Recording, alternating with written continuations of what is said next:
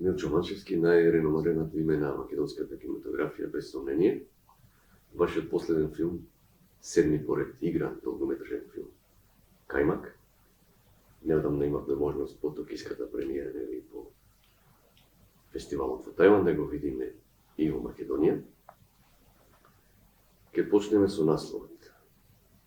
Врба беше асоциација, метафора за неплодноста, значи дрво кое не дава род. Дали може кајмак да се поврзе како метафора со спермата или евентуално тоа е само дел од приказната што е ништо што е плача? Ово е прв пат да слушам таа споредба, ама интересна е и веројатно држи. Одлично. Кога бирам наслов, тоа е повеќе интуитивно и многу работи во процесот ми се интуитивни, не се со намера. Сега, во таа интуиција вградено е сигурно и многу години искуство. И знаење на тоа како нешто веројатно ќе биде доживеано. Кога го пишував текстот, некако случајно ми дојде тоа дека еден од ликовите ќе работи на пазарче. Значи нема да биде од некој гламурозен свет да доаѓа. Работи на пазарче, продава сирење, меѓу покрај сирењето веројатно има и кајмак. И се залепи тој збор. Кајмак ми беше, ако веќе морав да барам објаснување, ме прашуваат, Токио ме праша, Тајван ме праша кое е значењето и сега сакал некил или ќе прочепкаш да си го најдеш објаснувањето или ќе прифатиш кога некој ќе најде подобро објаснување, како ова со спермава. Кајмак како нешто што е најдобро. Кајмакот испливува на површината, кајмакот од млекото или кајмакот од кафето. И вистина е дека сите ликови во овој филм се обидуваат да го соберат кајмакот, да го живеат животот најдобро што можат во тој момент и во рамките на нивните можности. Така да од таму дојде насловот, со тоа што пак ќе кажам, многу ретко бирам наслов со намера. Намерата е секако присутна, ама повеќе работам по чувство, работам по тоа како нешто звучи, како се лепи, како го отсликува вкусот на филмот, а секундарно е значењето. Треба и значењето да биде тука, ама не е таму почетокот. Сега еднаш кога го имавме зборот Кајмак, прашање беше, ама многу кратко траеше тоа прашање, дали да го преведеме, дали за остатокот од светот филмот ќе се вика Cream, например, или ќе си остане Кајмак и онда решив да биде Кајмак и тоа да биде баш зборот Кајмак. Има малку е понапорно за тој што го прима, што го слуша, што треба да научи друг збор, ама од друга страна е интересно да научи друг збор и таа новост, па дури можда мистичност, може да биде интересна за восприемачот, како што, не знам, прв пат кога го слушнав насловот E.T. не знаев што значи, предпоставам дека скоро никој не знал што е E.T. или не знаевме што е Кагемуша, или не знаевме што е Рашомон. Така да го пуштивме Кајмак и тие што знаат од овие краеви или од Турција знаат, тие што не знаат ќе научат. Добро. Едукативно. Думате на пошироката публика. Мораме кога го гледаме Кајмак, нели, да го ставиме во контекст на вашите претходни филмови. Она што може да се забележи е дека со Прашина негувавте една постмодернистичка поетика, со мешање на времињата, значи со ликови кои патуваат низ времето и просторот, додека во последниве неколку ваши филма на некој начин како да се навраќате на модернистичката поетика. Значи имате намера на некој начин правите филмови есеи кои би требало да испратат некаква порака, значи, до општеството. средината. Дали е тоа случај и со кај? Се согласувате ли со овако? Па не знам, не сум до крај повикан така да го разглобам. Вие сте веројатно поповикан, затоа што јас го гледам од внатре. И вниманието и срцето ми одат на други работи во самиот филм, во правењето на филм. По прашање на структура, Кајмак е по old school, малку по old school од Прашина, например, или од Врба, затоа што времето е линеарно. Односно, начинот на кој ја следиме приказката, ги следиме настаните е линеарен. Додека во Врба и во Прашина, например, тоа не е случај. Ама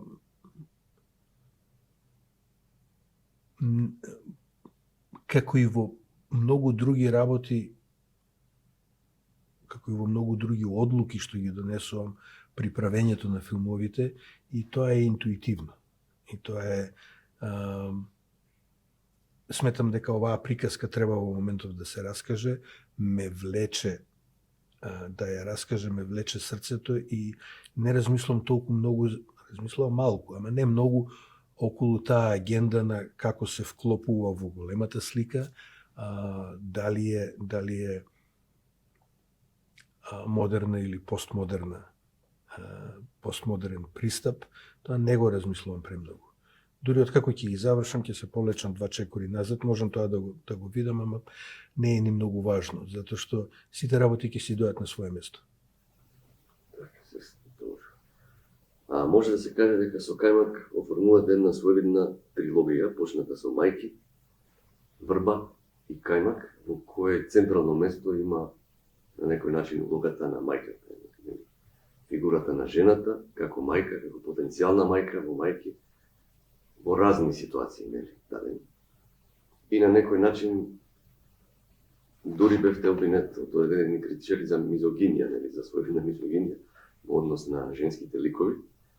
И во овој случај, во Кајмак, значи имаме портретирање на жени мајки кои имаат специфичен начин на комуникација со своите потенцијални чеда или со веќе чедата кои се во странство во Америка и така. Што велите на оваа тема, значи односот кон мајката во вашите филми? Па имаше и критичари кои велеа дека моите филмови имаат повеќе направено за феминизмот од некои пропагирани феминисти. Во селекторот, директорката на Рейнденс беше една од тие, она беше одушевена од фактот дека маж може да направи таков филм. И мислам дека е лажна таа подолба, лажна е таа дилема. Ако ги сакаш луѓето, ако си хуманист, ако правиш и воопшто за повеќето уметници, мислам, правиш филмови или раскажуваш приказки за луѓе. Се некои луѓе се женски луѓе, некои луѓе се машки луѓе. А тоа дека имам дека проблематиката на мајчинство е присутна во овие филмови, присутна е и во Пред дождот. Ја има и во Прашина. А никогаш не сум седнал тоа однапред да го смислувам. Туку некако само си се развило во процесот. Што тоа значи, нели, може некој да прави аматерска или посериозна психоанализа, да каже тоа ти седи некаде во позадина во малиот мозок, или мене од оваа перспектива јас го доживувам како во една рака, да, тоа е една од најважните работи во човечкиот живот или во човештвото воопшто, нема продолжување, нели? Од друга страна е драматуршки многу згодно. Драматуршки тоа е промена на животот, создавање на нов живот, промена на животот на ликовите, на сите ликови кои ги затекнуваш и они одеднаш се најавува бебе или се случува бебе или има дете и се менува нивниот живот. И драматуршки што тоа значи? Тоа скроз ја разбуцува приказката и приказката на нивните животи. Така да, од драматуршки аспект е згодно, скоро исто толку, може да дури и позгодно од убиство. И се ние сме се навикнале да гледаме убиства во филмови, а ова е баш спротивното. Значи, зошто да нема и нешто благородно. Да, често го имам во филмовите, дури е работниот наслов на Мајки, например, беше како бебе. Поетски почуден наслов, без некоја, то беше тотално без некоја рационална причина. Последниот текст што сега го работам, што го напишав, не е намерно, ама веројатно таа приказка сакала да се раскаже или сум го потрошил интересот, ама во тој следен филм нема ни еден кадар, ни еден збор кој е врзан со мајчинство и со бебиња. Добро, во ред. Истовремено, значи, паралелно со фокусот кон мајчинството во овие три филма, иако нели во предордот и во Прашање на мајчинството е сепак споредна тема, таму овде на некој начин централна тема. Во овие три филма кои се претежно и нели урбана проблематика, иако и во Мајки и во Врво има сегменти кои се случуваат во рурална средина, на некој начин ја го критикувате менталитетот, мало греганштината на луѓето, нели, тие појави кои се вообичаени, тоа лицемерие и така натаму, кој постојано влие заедно со елементите на урбаната мафија, да речеме, во кајмак, на постојаната градба на солитерика, што луѓето немаат никаде да се разминат, нели, улиците се премногу чести за нивните возила. Така, на некој начин таа клаустрофобија урбана во кајмак е присутна. Што би рекле, ако би тоа добре?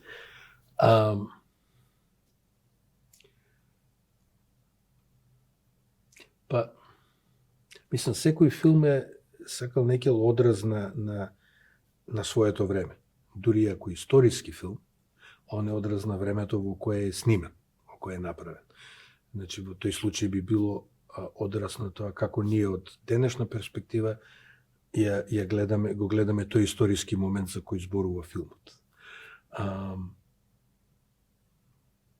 Сметам дека е добро ако филм зборува за односи во општеството, за општествени појави,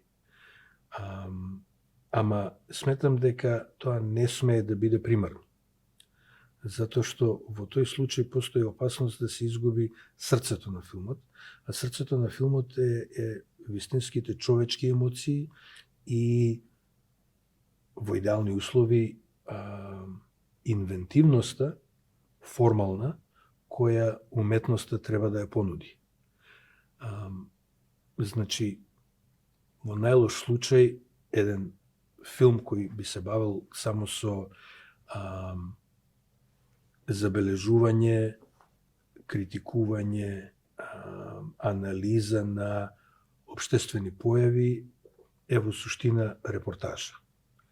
И нема ништо лошо во една репортажа, ама тоа не е видот на филм со кој јас сакам да се бавам. И во крајна линија не е уметност. Оно може да биде многу убав начин да се регистрира моментот. Тоа може да биде убаво новинарство, тоа може да биде убава антропологија, може да биде убаво регистрирање, како во случај на, може да биде убава историја, ама не е уметност. За да биде уметност треба да има нешто повеќе, треба да има срце, треба да има душа која зборува надвор од времето, значи која го надминува моментот, која го надминува коментарот кој се однесува само на тоа општество. И таа комбинација, да го имаш едното и другото, е убава. Во случајов јас се бавам прво со луѓето, со концептот, со уметничкиот концепт, со формалниот концепт и формалната потреба на филмот на приказната, коментарите и односно обсервациите за обштествените односи, обштествените текови ми се секундарни, со тоа што сметам дека тука мора исто така да бидеш многу чесен. Треба да го кажуваш, да ги кажуваш работите онака како што ги гледаш. Онаму кај што сметаш дека треба да се фокусираш или во наводници да критикуваш. Ама пак ќе се вратам на почетокот. Пак мислам дека ако тоа е единствената или главната поента на делото, тогаш правиш соцреализам или правиш after school special, кој најчесто нема многу допирни точки со уметноста. Мене малку повеќе ме интересира уметноста. Во секој случај, регистрирањето и коментирањето и посочувањето на овие обштествени односи и обштествени проблеми е дел од мојата намера во овие филмови. Так. Ќе се навратиме после на ликовите, ќе ве прашам уште малку во овој контекст на обштествените феномени. Значи ги допирате на некој начин црквата. Тоа е сосема малку и во Врба, кога главниот лик кога го губат детето, вели нели така Господ сакал, тие млади луѓе. И во Кајмак имате една сцена во кој свештеници одат качени на камион, ми се чини, нели држат лекција против короната. Тоа е документарна снимка. Тоа е значи преземено документацијата горе. Значи само бегло се задржувате на овие елементи, на некој начин пародизирајќи ги на некој начин овие елементи на црквата, но во секој случај на крај имате некакво чувство за таа универзална правда, бидејќи ликот кој прави греф, во случајов главната хероина на филмот Кајмак, на крај завршува трагично. Значи таа парабола, некоја универзална, да речеме, тој духовен концепт го содржи и Кајмак, но тоа не е представено преку овие религиски, да речеме. Па да, ја би сакал да ги одвоиме духовното од религиозното. Особено од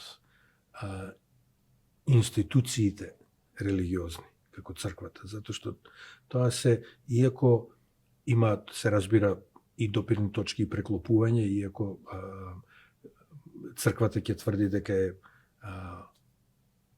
застапник на духовното, 100%, ја сметам дека, и очигледно е, дека не е секогаш така. Духовното ме интересира во рамките на човекот, во рамките на поединецот, на двојката, на тројката, на групата луѓе. Институцијата на било каква религиозна институција ме интересира на друг начин. Ме интересира како функционира како општествен чинител. Затоа што ми се чини дека има повеќе значење како општествен чинител, одошто како мост со духовното. Во филмовиве многу ретко се бавам со црквата, иако имам ликови кои се попови или калуѓери. И во Пред дождот, и во Прашина, и во Врба. Никош не сум седнал, не знам, не ми било многу поради животот што ме окружува, поради воспитувањето, црквата никош не ми била централна во размислувањето. Ама може би во некоја една приказна и да стане поважна. Во Пред дождот ми беше интересен моментот на човек што си взел завет на молчење, на изолирана група луѓе во која се појавува туѓинец, кој на секој можен начин туѓинец. Прво, они се сите мажи, таа е жена. Второ, они се христијани, таа не е. Они се мажи, таа не е. И така натаму. Ама пак од еден повеќе Значи немаше многу врска со религијата само. Така, во ред за предождот. Ке се вратиме во други прилика, нема сега да продолжиме дискусијата, иако имам што да прашаме и во однос на тоа. Сега да се задржиме на кајмак, а морам да ви честитам за работата со актерите. Значи, познато е дека вие сте одличен режисер и дека одлично ги водите актерите. Во овој случај се чини како да извадивте максимум, значи, посебно од Камка Тотиновски и од Сара Климовска, кои на некој начин ги видовме и во Врба и во овој филм. Имавте обичај да ја менувате речиси целата актерска екипа во претходните филмови. Овде веќе гледаме дека се провлекува некои имиња со кои почесто соработувате, така да речем.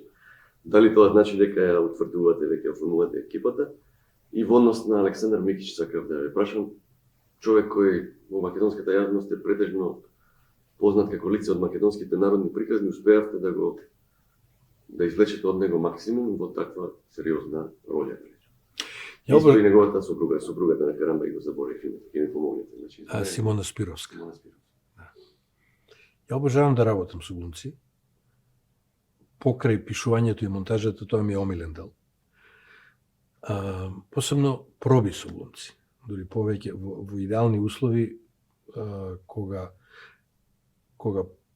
пробам со глумци, ние ја постигнуваме 80% од тоа што ни треба, а после пред камера само го повторуваме и го рафинираме тоа што треба.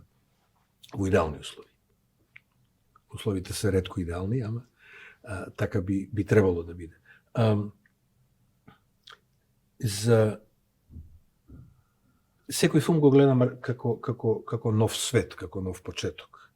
Додека го пишувам сценариото, обично не мислам на тоа кој ќе ја игра улогата, туку се концентрирам на текстот, на зборот, на динамиката, на драматургијата, на тоа што ќе се случи и си играм со работите. Во принцип не размислам за тоа како ќе се режира сцената и како ќе се режира филмот. И како дел од тоа не размислам ни кој ќе ги игра ликовите. Еднаш кога ќе почнеме со кастингот, секогаш правам долг и исцрпен кастинг и тргнувам скоро од нула, дури и за ликови што ги знам, не за ликови, дури и за глумци што ги знам, дури за глумци со кои сум работел. Така да и за кајмак и покрај тоа што работев и со Сара и со Камка претходно во Врба и знаев колку гениални глумци се и двете, јас пак ги викнав на кастинг. Не толку за да установам какви глумци се, затоа што обично тргнувам од тоа. Кога на кастинг доаѓаат непознати глумци, прво, ајде да видиме каков глумец и што знаеш од глума. И првиот текст е обично не е од моето сценарио, туку е од некој класик. Или од Макбет, или од Сем Шепард, или нешто трето. Значи, ги викнав повторно Сара и Камка со кастинг директорката, знаејќи дека се одлични глумци, знаејќи дека би сакал пак да работам со нив, ама да видиме во кој лик најдобро, за кој лик ќе бидат најсоодветни. И во кастинг процесот ги пробавме нив двете, односно они се испробаа во сите ликови, во сите комбинации што постоја во филмот. Тоа отвара нови врати.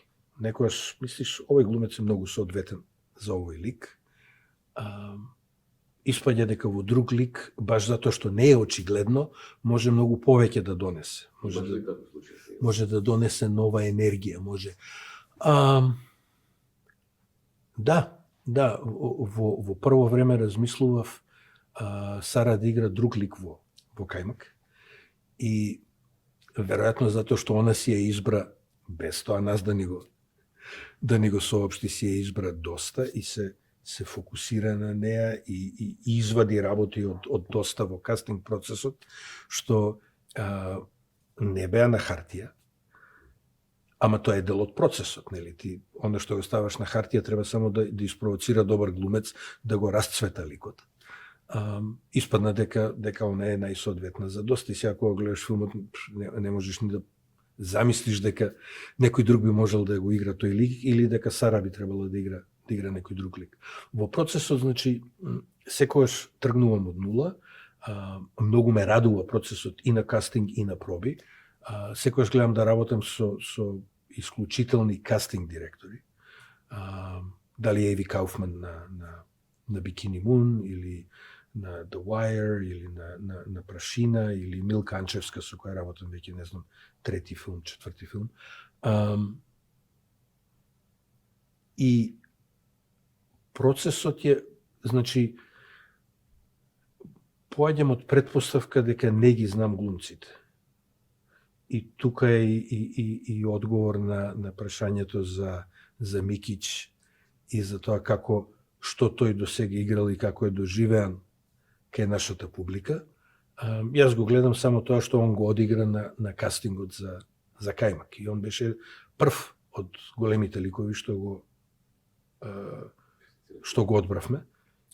Дојде, си го одигра, тоа така се залепи, окей, купено, идеме понатаму. А за другите ликови работевме дури скоро до пред почеток на снимање поради склопот на околности.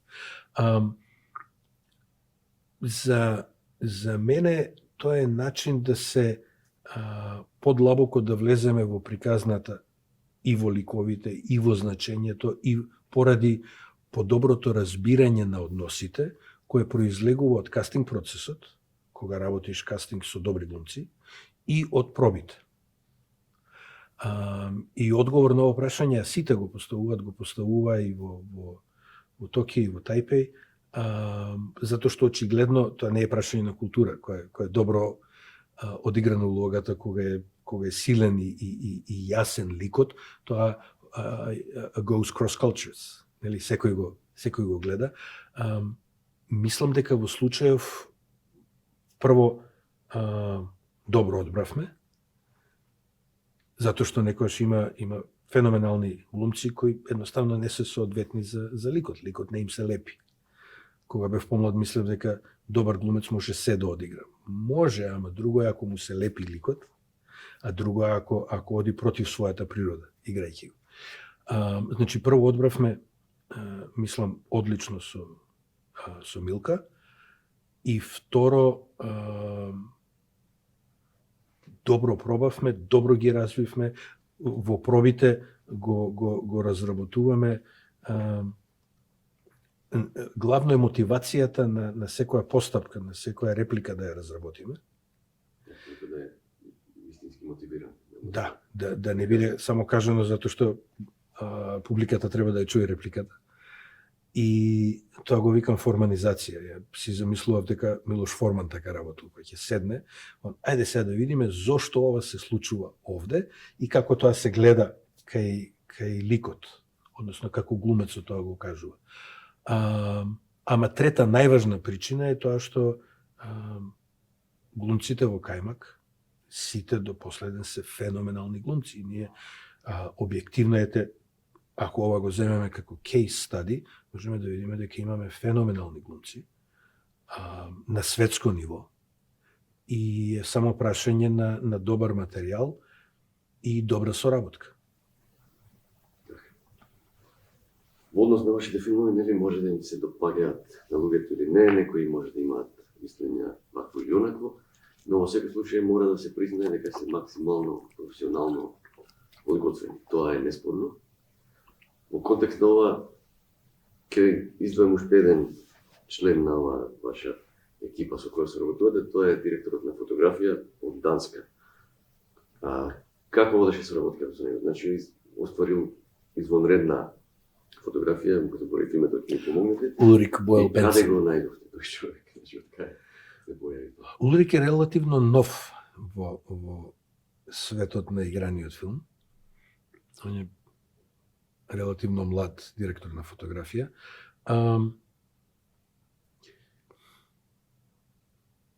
Кога почнувам да работам филми, претпоставам тоа е случај со скоро сите европски филмови, со скоро сите копродукции.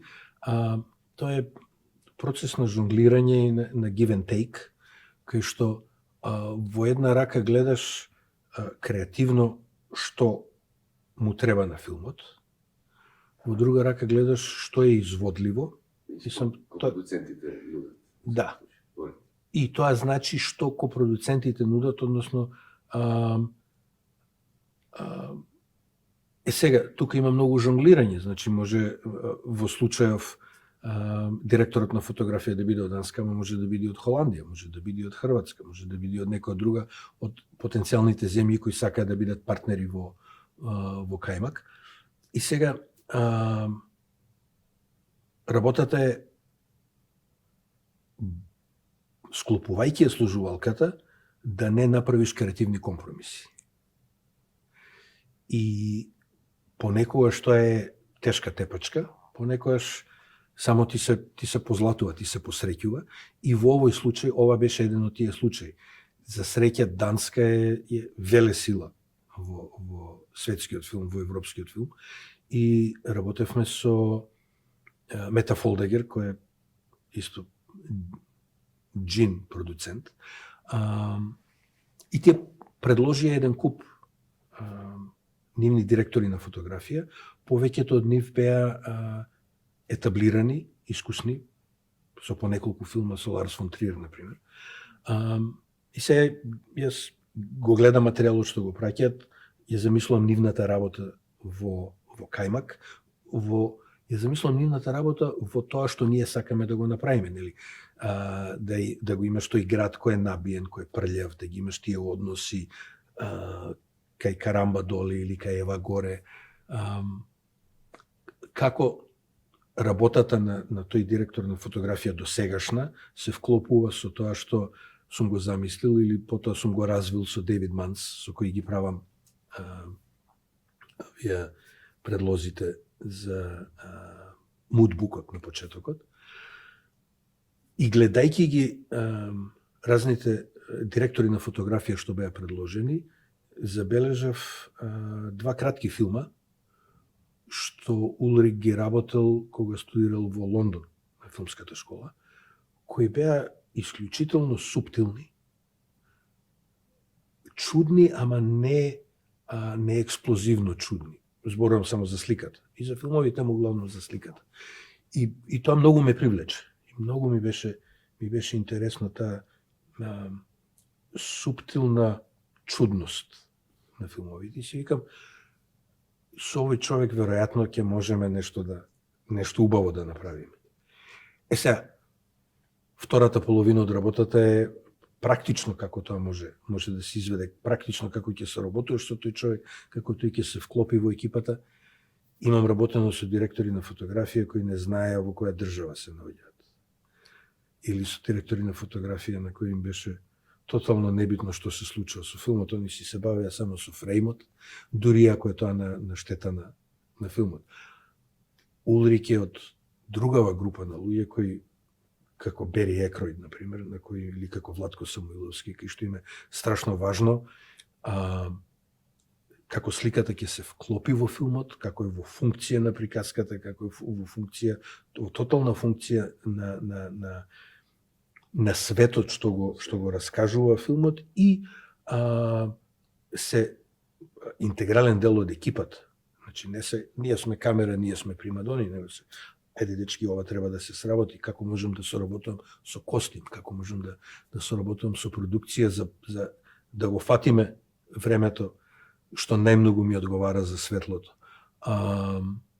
И Улрик дојде одма да се видиме и се погодивме по естетиката, по вкусот, јас му дав референции, гледавме слики од Алекс Уеб, например, гледавме некој друг ресерч материјал. И како што мене ми е важен директорот на фотографија, на директорот на фотографија му е важен главниот осветлител. И он успеа односно целиот тим, ама главниот осветлител му е најважен, само еден човек можеше да донесе од Данска. Ами испадна дека тоа не е проблем, затоа што он одлично соработуваше со хрватскиот дел од екипата и со нашиот дел од екипата. Така да се склопија тие коцки и сега кога го гледаш филмот, ништо тоа не треба да биде важно. И не треба ни да знаеме, ама во случајов тоа е таа слика што ја сакавме, која е и безобразна и рафинирана и прљава во исто време, има силни бои, има контрасти, често е неочекувана. Јас на претходните повеќе филмови работев углавном со телефото објективи, кај што е компримиран просторот. Овде решивме малку да го отвориме, малку да дојдеме поблиску до луѓето и до ликовите. И тоа ти дава и малку поинаков вкус. Така да и тоа го работевме. И имаме и мал дел од филмот, многу мал дел од филмот, кој е документаристички работа. Така да, мислам, ова беше за мене една од најубавите соработки со директор на фотографија.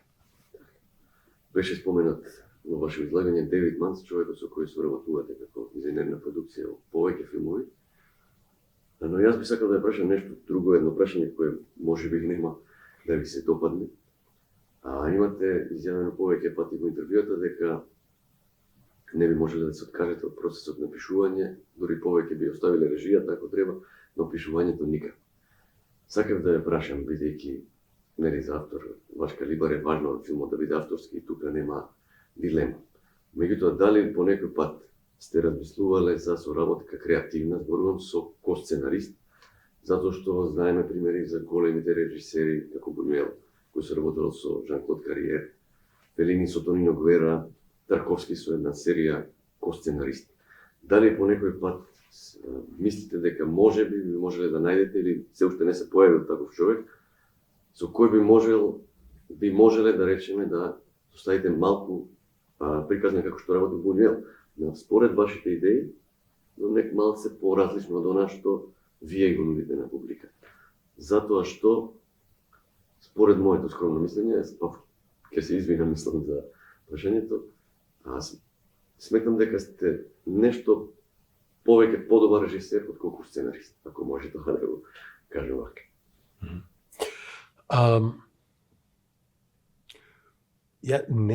Начално не сум против тоа да работам по туѓо сценарио или да работам со ко-сценарист. За сега не сум нашол таков текст. На Бикини Мун соработував со Вил Розентал и таа соработка имаше и своји добри и лоши страни.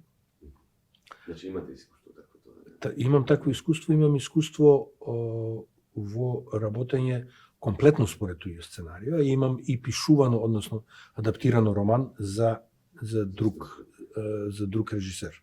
Тоа по туѓо сценарио, тоа искуство вие во Холивуд која го напуштате снимањето, ако не се лажам. Тоа е едно од тие искуства, значи Равенос, мислам на Тед Филдс дека беше сценариото, Тод Филдс. Не, зборуваме за вашите авторски.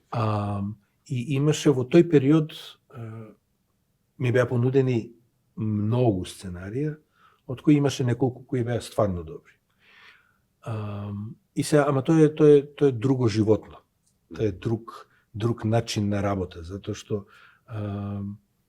е холивудски начин на работа каде што студиото и продуцентите донесуваат еден куп креативни одлуки и во зависност од тоа каков ти е односот со нив, можеш да се прашаш дали ја ова сакам да го потпишам.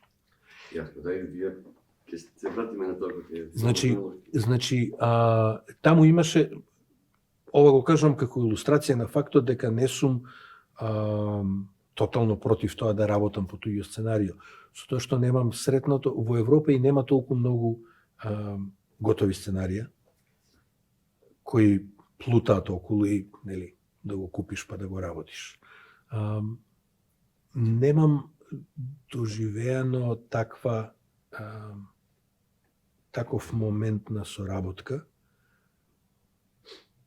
да кога тоа што би го нудела таа соработка или тоа што би го нудело тоа готово сценарио би било ова морам да го работам. Така не, ми паѓа на памет оваа соработка меѓу Бунюел и Кариер, во која Бунюел е нели 30 и кусур години постар од Кариер. Кариер постапува со исклучителна почит, кон Бунюел ги слуша сите негови сугестии, неговите соништа. Он му дава предлози на некој. И запишува му дава предлози и Бунюел е тој што кој има последниот збор за таков тип на соработка. Значи вашите идеи да се тука не зборувам ја за сценарио да го напише некој друг, па вие да го режирате. Значи, за вашите идеи, за она интуитивност која кажувате, за малку да добие драматуршка по-голема кохерентност, да речем, на некој начин, иако не дека не се кохерентни филмовите и вака. Значи, уште еден степен, да речеме, да се зголеми квалитет. Тоа ми е. Зборот, ако може да најде некој свој кариер, значи, како, дали постои така, секако би биле расположени за таква. Се е можно. Соработка. Добро, во ред, во однос на кајмак, и јас би го завршил овде интервјуто, ако сметате дека уште нешто треба да се додаде во однос на кајмак. Има многу да се зборува, ама вие кажете колку и што. Еве, кажете ви нешто што мислите дека Не треба знам. да биде кажано за кајмак. Успеавте да добиете средства од продуцентите на Ларс фон Триер и во Холандија и во Данска, така? Да. Јас, гледајќи го кајмак, иако верувам дека не може да се каже дека Алмадовар ви е омилен режисер, тоа далеко од тоа, меѓутоа, како да насетив некои заеднички нишки тука во мислото? Па има, да. Да, ја никош не помислив на тоа, ама има нешто и во мелодрамата, и во односите, и дури во некои од боите, богати кај Алмодовар. Ја не сум некој огромен љубител на Алмодовар, ама некои од филмовите негови многу ги почитувам. Особено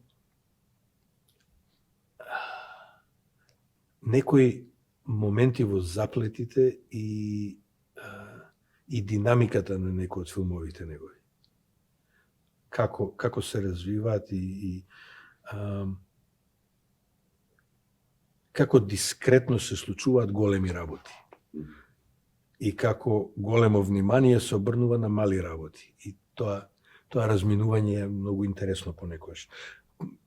Има, мислам, се што ми се случува или се што ќе видам или било која уметност што ја доживуваш, има влијание врз тебе, работата е како ќе го процесираш и да биде добро тоа што на крај ќе излезе и оригинално. Да, веројатно има, мислам, има повеќе, има и Паразит во кајмак во крајна линија, има и Фасбиндер.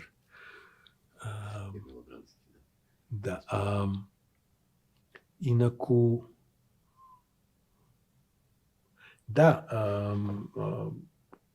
копродуцентите имаат работено со Ларс фон Триер меѓу другите. И имавме таа голема среќа, мислам, они се многу искусни копродуценти со долго искуство.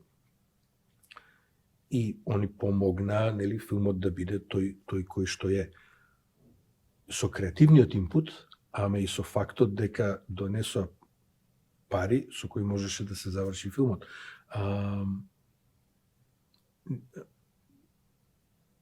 Македонската агенција одобри околу 1/3 од тоа што иницијално го побаравме.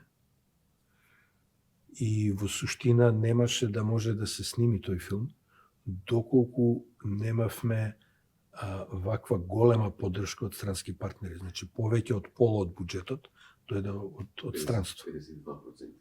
Да, 50, Јане вели 53. Значи, од Холандија, Данска, Хрватска, Евроимаж. Мислам, не е често повеќе од пола од буџетот на македонски филм да доаѓа од странство. Тука имаше голема тепачка која беше прилично јавна, кај што јас директорот на агенцијата за филм го пријавив на антикорупцијска, побарав интервенција и од Министерството за култура, затоа што сметав дека огромен дел од парите за продукција беа недомакински потрошени, односно отида на филмови без банкарски гаранции, а голем дел од кои никош не се ни сними. Се искористи каверот на пандемијата. Антикорупцијска го истражи случајот и побара да се смени директорот од владата. Владата не реагираше некој време. Потоа остави да му истече договорот на директорот. Да, И сега тоа се многу прљави, непријатни, грди работи. Самото влегување во муабет за пари и за буџет мене ми е неубав, а особено во ваков контекст кај што има, нели, сите индици, индикации за криминал. За жал, филм кошта пари. Ја им завидувам на сликари и на поети и кога мораш да се бориш за да воопшто настане филмот, ќе се бориш. Работата е тоа да биде пуштено и да биде изведено до крај. И за жал на скоро сите мои филмови имаше таа тепачка. Тоа е веројатно дел од тој малгрегенски менталитет, што е критикуван. Да се вратиме на филмската приказна, која веќе продолжи да дискутираме. Во последната секвенца, нели, од филмот го користите онаа златно правило на класичната драматургија, ако се појави пиштол во првата сцена, треба да пукне, нели, во последната. И еден од ликовите го губи животот. Сега сакам да прашам за време траењето на таа сцена. Зошто се решивте за таков пристап, нели? Го гледаме ликот на Карамба кој е однесен во болница, интервенцијата изведена, сопругата негова и љубовницата доаѓаат во меѓу време и дури потоа откривате куршумот. Значи тоа беше од драматуршки причини, јасно е тоа, нели, да се финалето на филмот да се открие, меѓутоа го малку темпото на приказната тука изгуби од динамиката, да кажам. Иако драматуршки е јасно дека во финалето мораше да се открие, нели, пресврт да се направи кој е неочекуван на некој начин. Па емоцијата беше најважна. Емоцијата е најважна. Најважно е, мислам дека, нели, на крајот на криштата станува збор за уметност, а не за докторат. И најважно е како ќе изведеш емоцијата, и сега тоа мора да има логика во тоа. Интересно е што ја спомнувате таа сцена, затоа што ја пробавме неколку различни верзии на монтажа на таа сцена. Дури и на хартија имаше, ми се чини, 2 верзии, ама после во монтажата пробавме неколку и пробавме дури неколку радикални можности околу тоа што се случува, што кога откриваме. И на крај се вративме на нешто што е релативно класично во пристапот, во откривањето, и мислам дека на крај држи, има можеби малку лажење околу тоа што се случило и како ние уствари го следиме Карамба и неговото друштво, а после малку се враќаме назад во време и го откриваме тоа што се случило на балконот и после се спојуваат двете приказни. Значи, драматуршки причини, емоцијата е главното нешто. Да. Уметноста, и драго ми е што тоа ме води и што ќе остане понатаму така, за тоа нема дилема. Добре, јас ви благодарам за овој дел. И сега да го можеме да направиме пауза. Баш. Да се говори до сите.